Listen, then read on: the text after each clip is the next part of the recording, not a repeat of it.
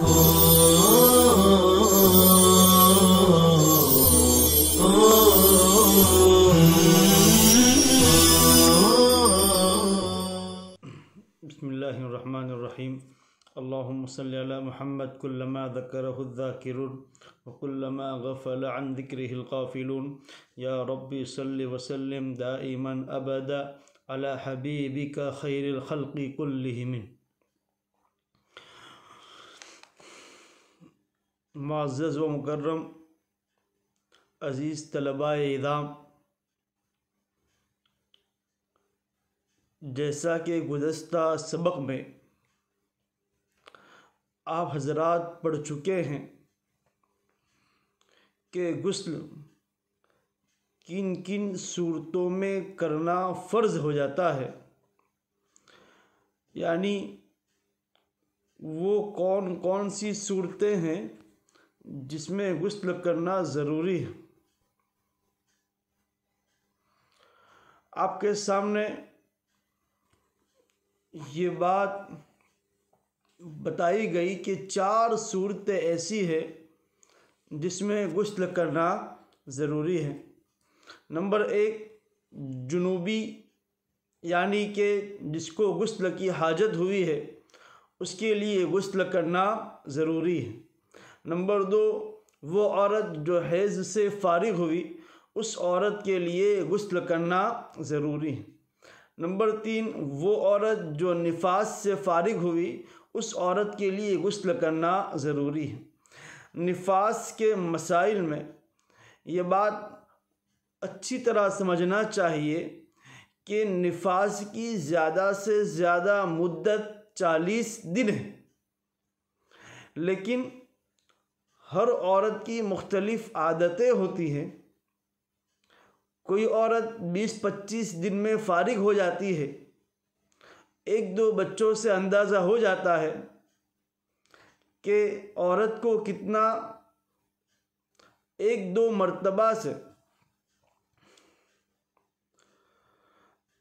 मरतबा से अंदाज़ा हो जाता है कि औरत को निफास का खून कितने अय्याम आता है।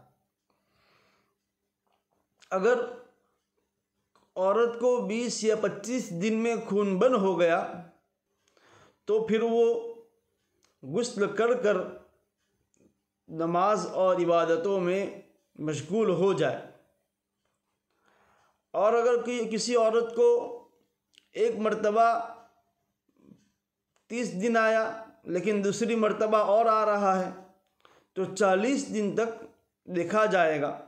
40 दिन के अंदर अगर खून बंद हुआ तो ठीक, नहीं बंद हुआ तो भी गुस्ल कर कर वो नमाज वगैरह शुरू कर दे। मतलब ये है कि अगर 40 दिन से पहले अगर औरत फ़ारिग हो जाती है तो उसके लिए गुस्ल कर कर इबादतों में मशगूल होना, नमाज वगैरह की इब्तिदा करना ज़रूरी हो जाता है। नंबर 4, मैयत को गुस्ल देना जिंदों पर फ़र्ज़ है। अब यहाँ पर वो चीज़ बयान कर रहे हैं कि वो कौन कौन से औकात हैं, वो कौन कौन से मरहले हैं, वो कौन कौन सी सूरतें हैं जिन सूरतों में गुस्ल करना मसनून हो जाता है। पहले जो पढ़ा वो सूरतें थी जिन सूरतों में गुस्ल करना फ़र्ज़ था। अब ये सूरतें बयान की जा रही है कि इन सूरतों में गुस्ल करना मसनून। कुल 4 सूरतें हैं जिन सूरतों में गुस्ल करना मसनून है। एक एक को तरतीबवार समझे, याद करे। ये ऐसी चीज़ें हैं जो हर इंसान की उसकी ज़िंदगी का हिस्सा है। हर शख्स के साथ ये चीज़ें लगी हुई है, इसलिए इन बातों को याद करना और इन पर अमल करना अज़हद ज़रूरी है। और मेरे प्यारे तलबा, आपको ये बात अच्छी तरह समझना चाहिए कि जो चीज़ आप अपने अंदर उतारना चाहते हैं, जो चीज़ आप हमेशा याद रखना चाहते हैं, अगर आप उस पर अमल करना शुरू कर दे ज़िंदगी में कभी भूलेंगे ही नहीं।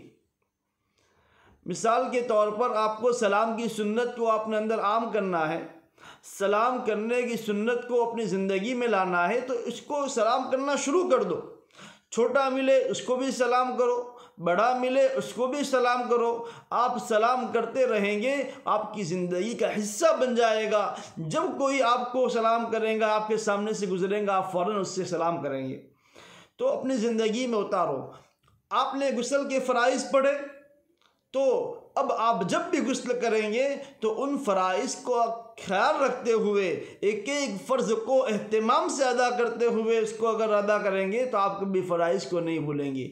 आपने गुस्ल की सुन्नतों को पढ़ा, अब उसको अपनी ज़िंदगी में उतारो कि मैं गुस्ल करने से पहले हाथ धोऊँगा, पहले वज़ू करूँगा, पहले बाकी दूर करूँगा, फिर उसके बाद दूसरे काम करूँ। तो ये आपकी ज़िंदगी का हिस्सा बन जाएगा, आदत बन जाएगी, आप उसको कभी भूल नहीं पाएंगे।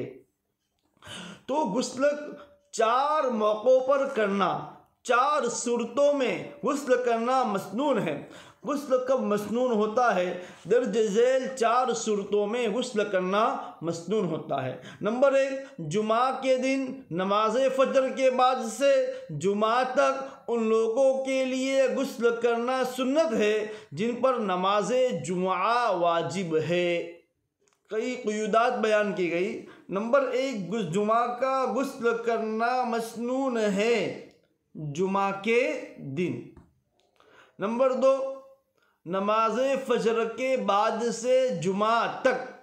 अगर जुमा के बाद अगर कोई गुस्ल करता है जुमा के लिए, या नमाज फ़जर से पहले अगर कोई गुस्ल करता है जुमा के लिए, उसकी सुन्नत अदा नहीं हुई, गुस्ल तो हो जाएगा, पाक साफ हो जाएगा।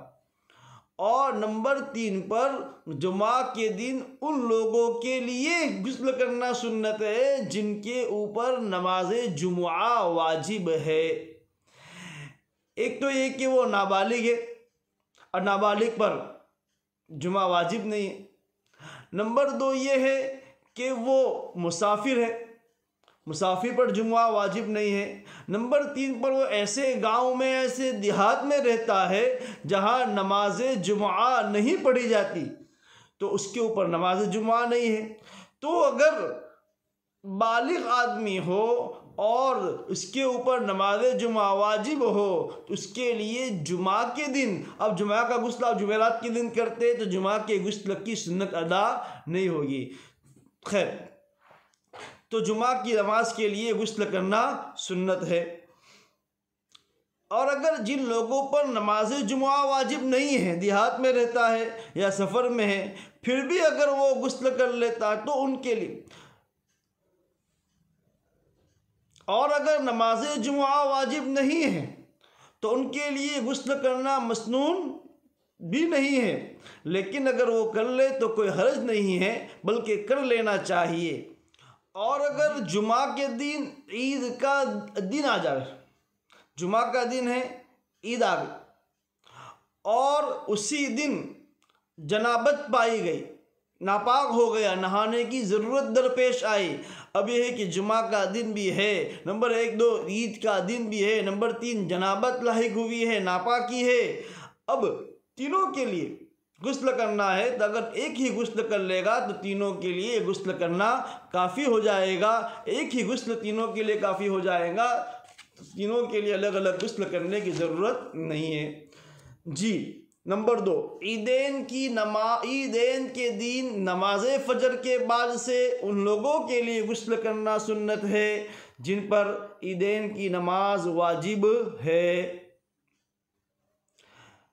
यहाँ पर भी वही क़ुयूदात के ईदैन का दिन, बकर ईद यानी ईद उल अज़हा या ईद उल फ़ित्र के दिन उन लोगों के लिए गुस्ल करना सुन्नत है जिन पर गुस्ल वाजिब है। उससे ये बात आई कि जहाँ ईदें नहीं पढ़ी जाती है, देहात में है या नाबालिग लड़का है या मुसाफिर है, उनके लिए गुस्ल करना सुन्नत नहीं है। और अगर ईदैन के दिन नापाकी लाहिक हो गई, गुस्ल की ज़रूरत है, तो ईदैन का गुस्ल और नापाकी का गुस्ल एक ही गुस्ल होगा, तमाम तर चीज़ें एक ही गुस्ल में अदा हो जाएगी। नंबर 3, हज या उम्रा का एहराम बांधने के लिए गुस्ल करना। कोई शख्स हज के लिए जा रहा है या उम्रा के लिए जा रहा है, अल्लाह हम सबको इस मुक़द्दस जगह पर बार बार ले जावे। तो उम्रा या हज के लिए जाने से पहले कोई शख्स अगर गुस्ल करता है तो ये सुन्नत पर अमल करता है। लिहाजा आप एयरपोर्ट पहुंचने से पहले ऐसी जगह ठहर जाइए जहां गुस्ल कर सकते हैं। या मदीना मुनव्वरा गए हुए, मदीना से मक्का जाना है, तो रास्ते में जुल्हुलैफा पर जहां गाड़ियां रुकती है, जहां से एहराम बांधा जाता है, वहीं पर रुककर गुस्ल कर ले। फिर उसके बाद आप आगे का सफ़र तय करें। तो एहराम बांधने से पहले गुस्ल करना ये सुन्नत है, लिहाजा गुस्ल करना चाहिए। नंबर 4, हज करने वाले शख्स के लिए अरफा के दिन ज़वाल के बाद गुस्ल करना सुन्नत है। एक शख्स हज के लिए गया और अरफा का दिन है, तो अरफा के दिन, चूँकि अरफा का दिन 9 ज़िलहज्जा का दिन होता है, वहाँ ज़वाल के बाद से लेकर गुरूब आफ्ताब तक अरफा की जगह पर मकाम अरफा में ठहरना होता है। तो ज़वाल के बाद अरफा के दिन हाजी अगर गुस्ल करता है तो ये सुन्नत पर अमल करता है। ये 4 सुन्नतें आपको बयान की गई कि जिन जिन मौक़ों के इन मौक़ों पर गुस्ल करना सुन्नत है। नंबर 1 जुमा की नमाज के लिए, नंबर 2 ईदैन की नमाज के लिए, नंबर 3 हज या उम्रा का एहराम बांधने के लिए, और नंबर 4 अरफा के दिन ज़वाल के बाद। इन 4 सूरतों में गुस्ल करना सुन्नत है। अल्लाह ताला हमें अपने प्यारे हबीब सल्लल्लाहु अलैहि वसल्लम के एक तरीके, एक सुन्नत, एक चीज़ पर अमल करने की तौफीक अता फरमाए। वस्सलामु अलैकुम व रहमतुल्लाहि व बरकातुहू।